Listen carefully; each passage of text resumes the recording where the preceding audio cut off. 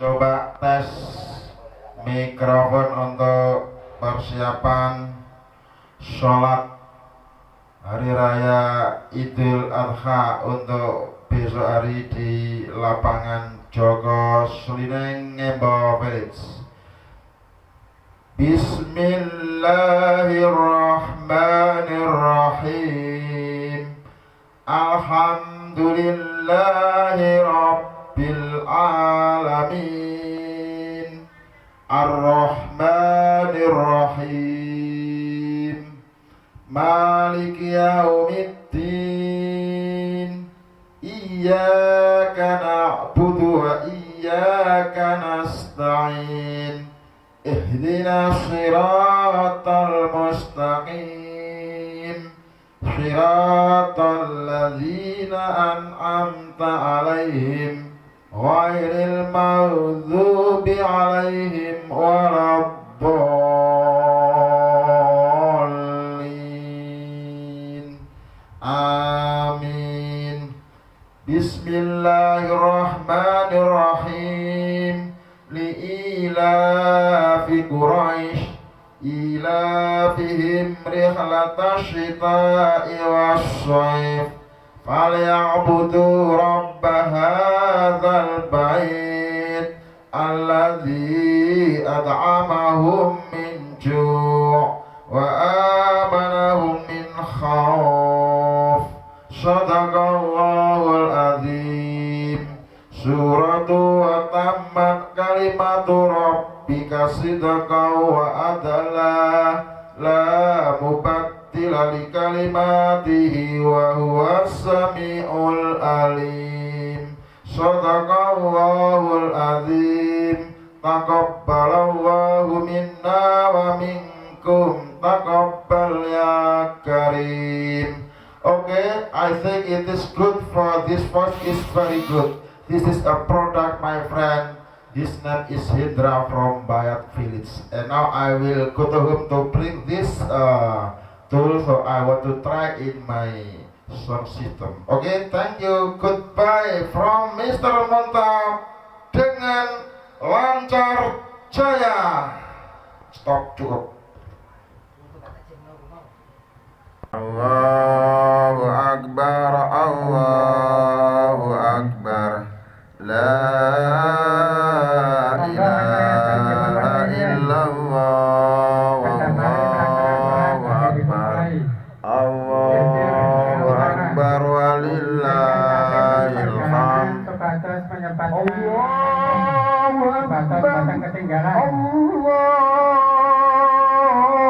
akbar. La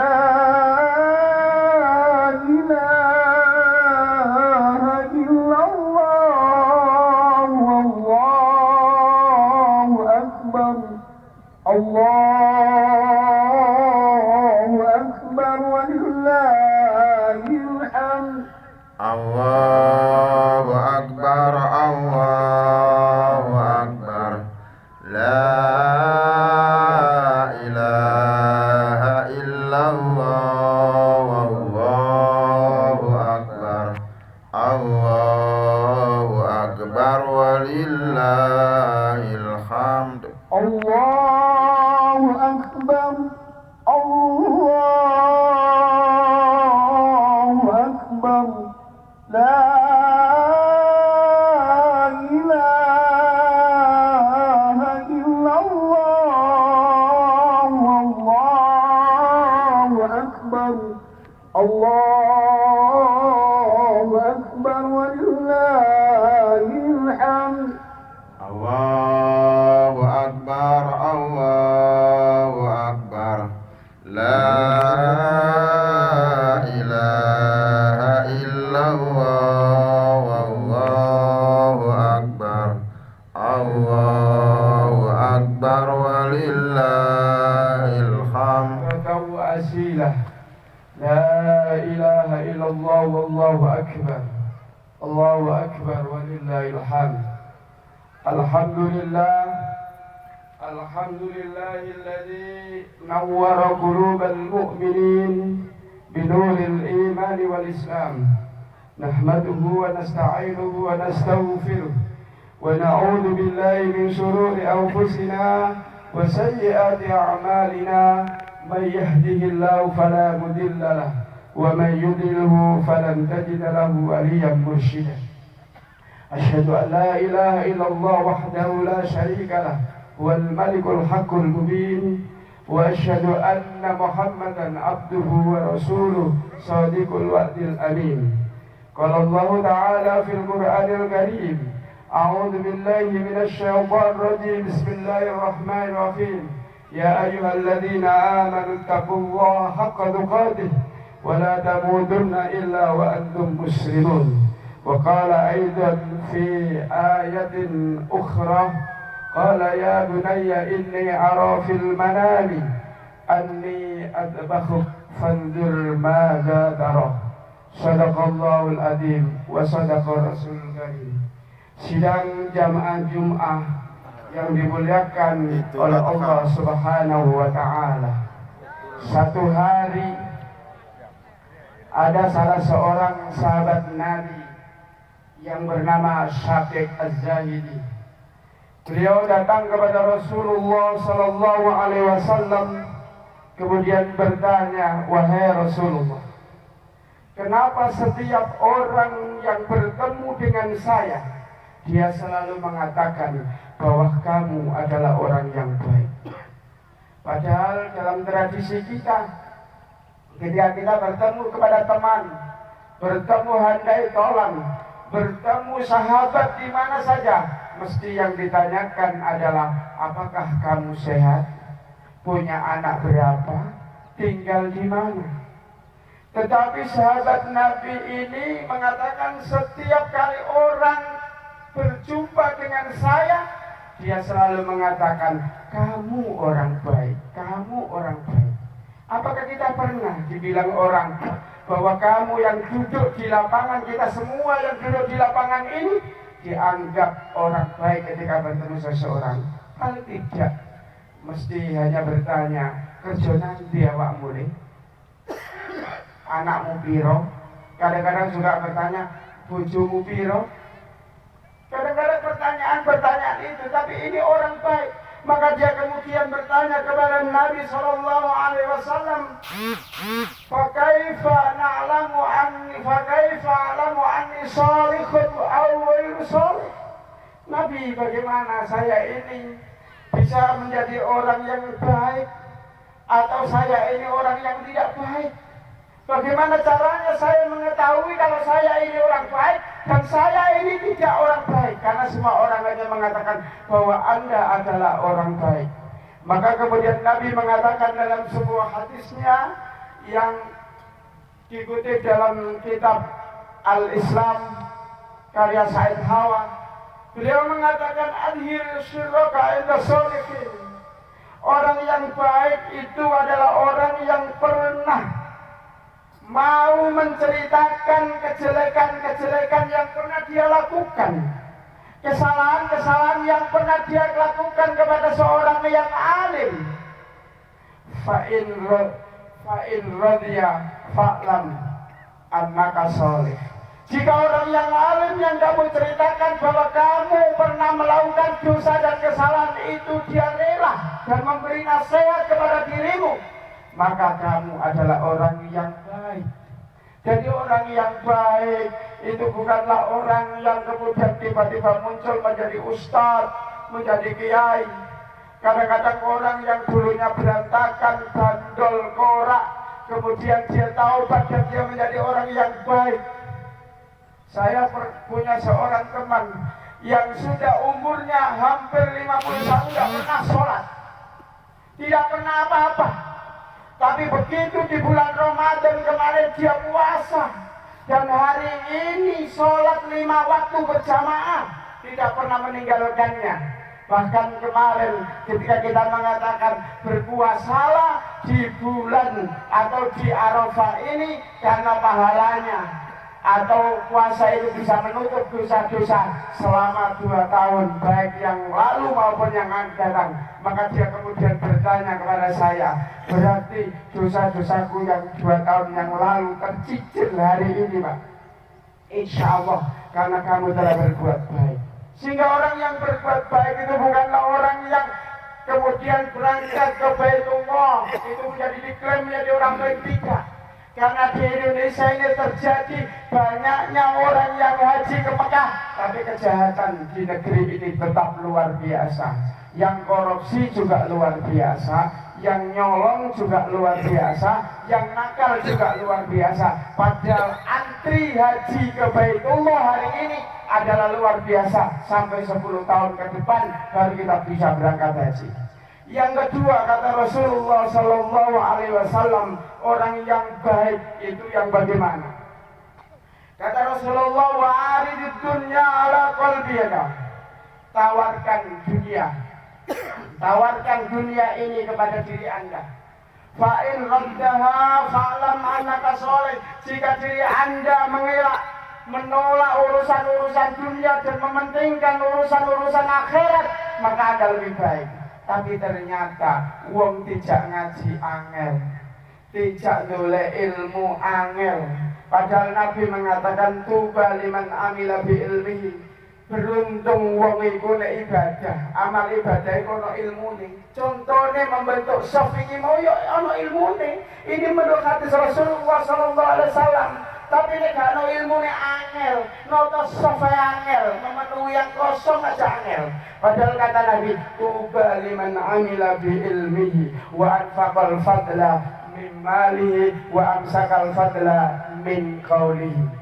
Kata Nabi Sallallahu Alaihi Wasallam, beruntung orang itu yang beramal ibadah dengan ilmunya, dan beruntung lagi orang yang memiliki kelebihan harta kemudian dia mau membelanjakan dan mau infakkan. Hari ini adalah hari kurban, di mana ketika kita melihat sosok Nabiullah Ibrahim alaihissalam, sosok Nabi Ibrahim alaihissalam, ketika beliau menjadi seorang anak bagaimana, seorang bapak bagaimana. Di dalam satu ayat proses dikorbankannya Nabi Ismail alaihissalam tidak langsung semata-mata, tetapi begitu ada perintah Allah, Ibrahim, berangkatlah kamu menikahi seorang budak atau hamba sahaya yang bernama Siti Hajar. Dia menikah dengan Siti Hajar atas perintah Allah. Kemudian Siti Hajar dan Ibrahim diperintahkan untuk menjauhkan diri dari Siti Saroh Betuwong, karena diakibatkan akan terjadi konflik. Maka dipindahkan di lembah Mina yang namanya Siti Hajar. Di sana begitu turun dari kendaraannya, Ibrahim pamit pergi. Lantas Hajar bertanya, aina tadhhabu ya Ibrahim? Kemana kamu akan pergi wahai Ibrahim? Atatrukuna fi wadin laisa fi insanun wala syajar.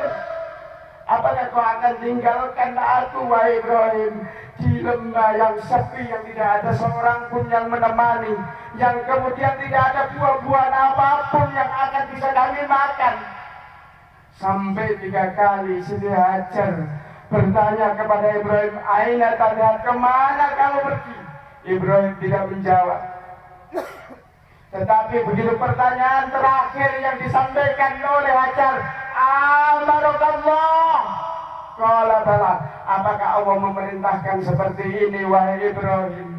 Maka Ibrahim mengatakan, bala, aku meninggalkanmu di tanah yang sepi, di lembah yang sepi karena perintah Allah. Maka dia kemudian, innallaha la yudhiyibuni, kalau begitu Allah tidak akan mensengsarakan kami wahai Ibrahim, sekalipun aku di tempat ini. Begitu 7 tahun kemudian Nabi Ibrahim kembali dan melihat anaknya yang sudah bagus-bagusnya, ganteng-gantengnya, lucu-lucunya, jadi perintah oleh Allah, qala ya bunayya inni ara fil manami anni attakhud. Wahai anakku, aku mimpi berkali-kali bahwa aku menyembelih kamu. Kalimat yang disampaikan oleh Ibrahim kepada Ismail, fantur mada taruh, apa pendapatmu? Bukan jalur rembukan. Senajan Ismail gak rembuk ya disembelih oleh Ibrahim, senajan Ismail tidak setuju ya disembelih. Tapi jawaban yang keluar dari mulut Ismail adalah faf'al, faf'al, disuruh mengerjakan, silakan bapakku kerjakan kalau itu perintah Allah. Mananya apa? Ibrahim ingin melihat Ismail yang dididik oleh ibunya, yang dididik oleh ibunya selama 7 tahun, kemudian akan disembelih. Ibrahim ingin tahu bagaimana pendidikan anak yang diserahkan kepada ibu-ibu yang ada di belakang itu. Apakah anak ketika ditinggalkan ayahnya bekerja di Malaysia, bekerja di luar negeri, yang ibunya dititipi anak di rumah, apakah anak-anaknya menjadi baik? Kalau ibunya bisa mendidik anaknya menjadi baik, maka ayah harus berterima kasih kepada ibunya. Hanya Ibrahim ingin melihat apa yang dilakukan oleh Ismail.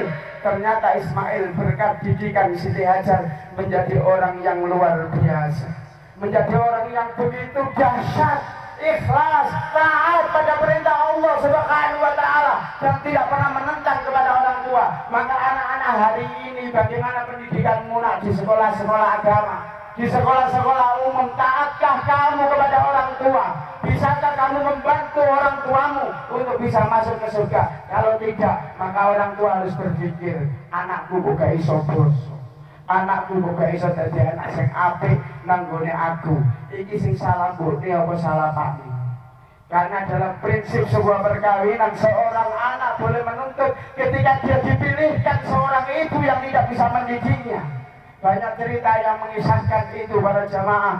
Banyak anak-anak yang dididik oleh ibu-ibunya menjadi anak-anak yang bejat. Karena apa? Didikannya kurang baik. Oleh karena ibu, kenapa seorang ibu itu dinamakan umun, yaitu dinamakan sekolah. Umun itu maknanya sekolah atau madrasah. Karena apa? Pendidikan 80% bagi anak itu harus dididik oleh ibunya. Kalau ibunya mendidiknya baik, maka akan menjadi baik. Jamaah kaum muslimin yang dimuliakan oleh Allah Subhanahu wa taala. Prinsip yang kedua yang ditanamkan oleh Nabiullah Ibrahim alaihissalam adalah berkorban. Berkorban. Maka dalam hadis Nabi, wa aridid dunya ala qalbika, tawarkan dunia ini kepada hatimu.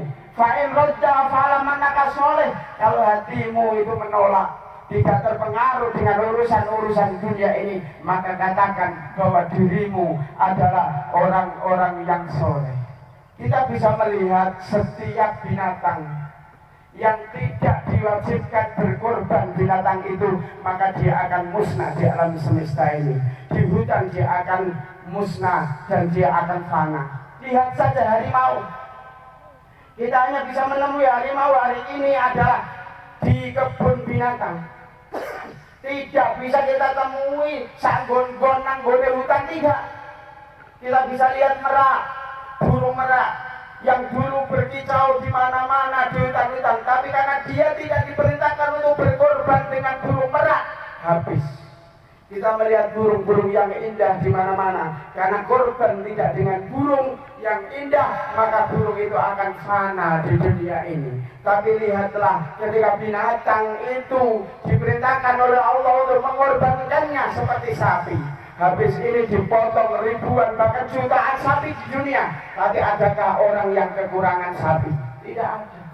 Ini karena dilindungi oleh Allah Subhanahu wa taala. Kita bisa melihat kambing yang hari ini kita korbankan berjuta-juta, ratusan juta di dunia ini kita korbankan. Tetap dijaga eksistensinya. Apakah kambing akan habis setelah ini? Tidak.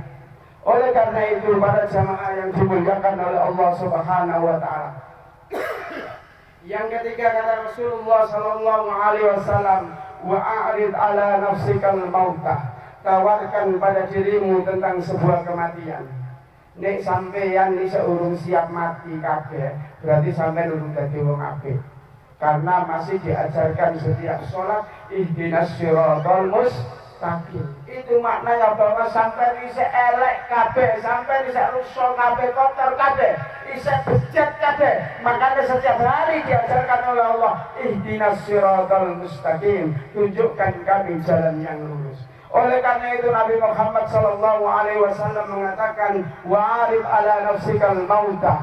tawarkan kepada dirimu tentang sebuah kematian. Fa'in tamannatu fa'lam annaka sholih. Jika kamu sudah ingin mati karena kamu merasa bahwa kamu ingin rindu kepada Allah Subhanahu wa taala, maka ketahuilah barulah kamu menjadi orang-orang yang baik. Jamaah kaum muslimin, kalau kita berpikir dalam setiap tahun kita diwajibkan berkorban, kemudian kita punya tidak berkorban, maka sesungguhnya sama dengan kita mengurangi rezeki dan nikmat kita yang diberikan oleh Allah Subhanahu wa taala. Karena itu, siapapun yang memiliki kekayaan, siapapun yang memiliki keistimewaan harta diberikan oleh Allah Subhanahu wa taala, kemudian tidak mau berkorban di hari ini, berapa nikmat yang diberikan oleh Allah tidak terhitung, dan hari ini kita tidak mau berkorban, maka berarti batin kita masih keduniaan, maka berarti hati kita ini masih belum sepenuhnya berkorban dan serahkan kepada Allah Subhanahu wa taala. Karena itu Nabi menyinggung dalam sebuah hadisnya, "Lau kana libni Adam wadiyani min dhahabin tabtawa thalisan."